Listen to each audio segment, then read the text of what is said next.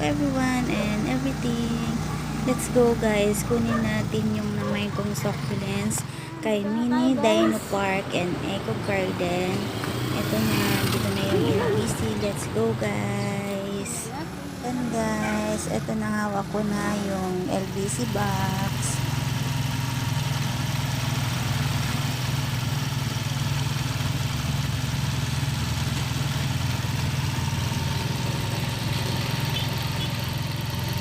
And guys, nakarating na ako dito sa bahay.